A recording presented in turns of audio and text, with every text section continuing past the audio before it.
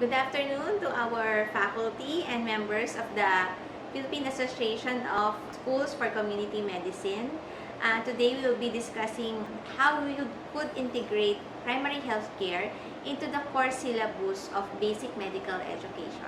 So the outline of this presentation is we will be discussing all the DOH policies on establishing and strengthening primary care, which will include the framework for the primary care provider network, primary care services, the standards for facilities and primary care workers, and we will also be discussing the joint AO between CHED, PRC, and DOH on the reorientation of health professions education curriculum towards primary health care and the DOH continuing efforts in professionalizing public health practice. We'll start with Administrative Order 2020-0024, which lays down the framework and sectoral strategies for primary care. So it defines primary health care as the overall approach on providing public health and personal care services, and it also lays down the principles on how we will deliver the services by the levels of care. So primary care is just one of the levels of care in this primary health care approach.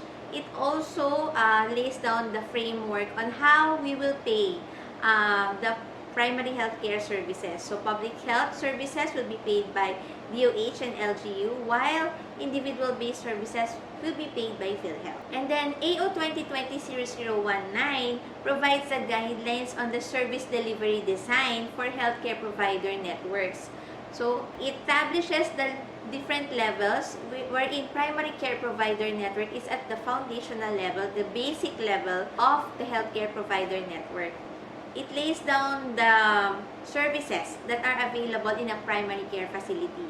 So it has to have, a primary care facility has to have medical outpatient services, laboratory services, could be in-house or outsourced, imaging services, pharmacy services, birthing services, could all be in-house or outsourced. So what does that mean? It means that right now, wherein we still do not have a policy or the guidelines for network payments, right now it will be in-house or contracting through a memorandum of agreement. Okay? Until such time that we will have a stable framework or design for paying by network. Okay? So it will be through arrangements, contractual arrangements with various facilities. Also, minor surgeries is in-house in a primary care facility. Public health services are also available if the primary care facility is a government or public-owned. Physical therapy, occupational therapy, and speech therapy are optional. Transport services could be shared within the primary care network. And according to the UHC law, primary care facilities should now be licensed by DOH. And then AO 2020-0021 provides the guidelines on integrating the local health systems into province-wide and city-wide health system. So the PCWHS is now the public healthcare provider network, which is bound by geographic or political boundaries. So this is the public healthcare provider network, which has all facilities at all different levels of primary, secondary, and tertiary levels. So right now, we are still studying how we could establish mixed and private healthcare provider networks. So right now, public healthcare provider networks and private healthcare provider networks are operating simultaneously, but still don't have a framework or the design on how we could have a mixed public and private provider networks. So we have also defined through AO 2020-0040 the classification of the services that will be provided in a primary care facility. So it would involve both population-based and individual-based services. So in a primary care facility, it should be providing mass interventions, health promotion and communication, and health program management under population-based services. And it should also be providing individual-based services that are limited at a primary care level. This includes counseling, screening and diagnostics, treatments, but as I said, limited to the primary care level of care. So also, AO 2020-0047 lays down the rules and regulations on how DOH will be licensing the primary care facilities. So, meron na pong standards dito on how we will evaluate and license the facilities. So, and for the personnel requirement, all primary care facilities should have a licensed physician that will oversee and head the facility, including the clinical and administrative operations. So, it will be the physician who will be the head of the primary care facility. So, if you are thinking of training our future physicians, it should really include some management skills. Okay, for the service delivery part, as mentioned earlier, a primary care facility would have ancillary services such as clinical laboratory, diagnostics, pharmacy, birthing, dental services, and ambulance services. So, it's enumerated here the clinical laboratories that should be available in a primary care facility. We have also released the Manual of Standards for Primary Care Facilities. So, all of these policies and manuals will be available. So, we are providing here the link where you can access the actual document. So, we will be sharing this slide to the Secretariat. So, this manual lays down all the services in a primary care facility. So, both population-based services and individual-based services. So, titingnan nyo na dito yung mga listahan ng services, and you can now use this as basis for the course syllabus and integrating into the different subjects in medical education. So, as you can see in this manual also, we are proposing that for a rural health unit, it should have 2 units under it, a health service delivery unit and a health system support unit. So, that means that if the physician is the head of the rural health unit, he or she should be able to supervise both service delivery and health system support. So, it's also critical that our new physicians would have competencies on managing health systems. Also, as a requirement for the licensing of primary care facilities, for physicians, nurses, and midwives, they should have proof of qualification and a primary care worker certification. This is specified in the UHC Act. So, as provided by the UHC Act, the DOH and PRC issued the Joint Administrative Order 2020-01, which provides the guidelines on the certification of primary care workers for universal health care. So, it will be based on the eligibility requirements, standard competencies, training mechanisms, and postgraduate certification process. So, the DOH, in coordination with the PRC, have identified 7 primary care worker competencies, both for individual-based and population-based services. So, as you can see, based on the primary care services, these standard competencies lays down the competencies and behaviors needed for delivering the quality of primary care services. So, all the primary care services should be delivered in a first contact manner, comprehensive, continuous, coordinated, and all the primary care workers or physicians, for this matter, should be able to manage patient records, information systems. And for the population-based services, we should also be able to manage health promotion and public health programs. Okay. So, there's a self-assessment tool for all these competencies, and they can now be accessed at the DOH website or through this link provided in this slide. So, I will not be discussing each of these sub-competencies, but as defined, providing first contact care would refer to the ability to provide health services within the time frame appropriate to the urgency of the health problem. So, it has 4 sub-competencies, and under each sub-competency are individual behaviors or criteria that will be used for the assessment of these competencies. For the second competency is providing comprehensive primary care, which is defined as the ability to provide a wide range of health services that meet common needs across life stages. So, ibig sabihin po nito, if you are in a primary care facility, you should be able to cater to all conditions across all life stages. So, it has 3 sub-competencies. Okay. So, you can just look at this criteria as you download the Primary Care Worker Self-Assessment Tool. The third standard competency for primary care workers is providing continuing care, which is defined as the ability to provide a sustained partnership with the patient in the management of his or her condition. So, it would include from the consultation at the primary care to referral to back referrals to the primary care facility. And when you say sustained partnership with the patient, it spans from prevention to cure, to promotion, to rehabilitation. So, it has 2 sub-competencies. Okay. Fourth competency is coordinating care. So, this is the ability to transfer and share responsibility across disciplines and across levels of care. So, this would involve competencies on referral, on interprofessional collaboration, and on sharing responsibility and teamwork with other professions and other sectors of the government that will assist our patients. So, it has 5 sub-competencies.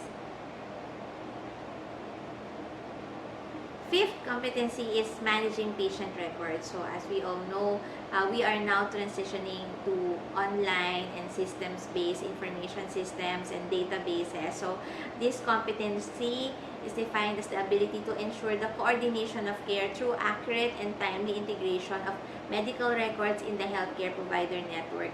It will soon involve integration of systems from the primary care facility to the pharmacy to the laboratory, imaging, and to the referral to the specialist clinics. So, if you're a primary care physician, you should be able to manage and operate and maintain an information system in a primary care facility. This has 3 sub-competencies, also taking into consideration our existing laws on data privacy. So, we'll now go to the 2 population-based services competency. So, first is promoting health. So, this involves the ability to identify, describe, and implement programs, policies, and other health promotion interventions that are empowering, participatory, holistic, intersectoral, equitable, sustainable, and multi-strategic in nature. So, right now, we have seen how importance of health promotion in promoting health, really. So, this involves effective communication, effective dealing with people, and how to make all the strategies sustainable and equitable. So, taking into consideration the networking and mobilizing communities and organizations for health promotion. So, this competency has 3 sub-competencies. So, last is implementing public health programs or population health programs. So, this is the ability to implement public health population-based services as mandated by the Department of Health. So, currently, the DOH has numerous public health programs, but right now, we are into integrating all these public health programs and making them holistic and more patient-centered at integrated into life stages, yung ating mga population health programs. And also, we will be issuing clinical practice guidelines for all this, for primary care, yung mga various conditions. So, this implementing public health programs has 3 sub-competencies. So, this includes yung pagmamanage ng public health programs. So, a primary care physician should be able to manage public health programs from the planning to implementation to the evaluation of public health programs. It would also include competencies in mobilizing resources, mobilizing the community for the implementation of these programs. So, with all this being said, the primary care worker certification would be a transition mechanism for all those health workers who are currently in the facility. So, how about for the students? For our students, so this is we are implementing both joint AOs in parallel. So while we are doing the certification, we are now also coordinating with CHED and PRC on the reorientation of the health professions education. So this is under our Joint Administrative Order 2021-0001, and this is also based on the UHC mandate that CHED, PRC, and DOH would reorient healthcare professional and healthcare worker curriculum and education programs towards primary healthcare. So, as an update, we have just presented our plans. Our plan for the reorientation during the HRH network, and starting April onwards, we will be starting the series of meetings and workshops with PRC and CHED to develop the plans on how for each program would reorient their curriculums to primary healthcare. The objectives of this joint AO includes the reorienting of all the curriculum and incorporating primary healthcare outcomes into the education and training programs, and determining recommended areas of study, not just for the curriculum but also for the licensure examinations. So the reorientation to primary healthcare, how do we do it? So first is we'll include primary healthcare in the learning outcomes. We will conduct faculty development programs. So because we have realized and we have seen how important in faculty development. So our faculty cannot teach primary healthcare if they themselves has no background or has no experience on primary healthcare. It will be difficult for them. So we will be designing faculty development programs. This would include immersion, if need be, in a primary care facility.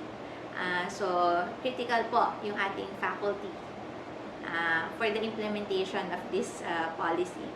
It also, yung mga na-discuss ko kanina na primary care competencies, this will be included in the student internship program. So, sa reoriented curriculum, yung 7 competencies, this will be included. So, ito po ay i-develop na during their internship programs.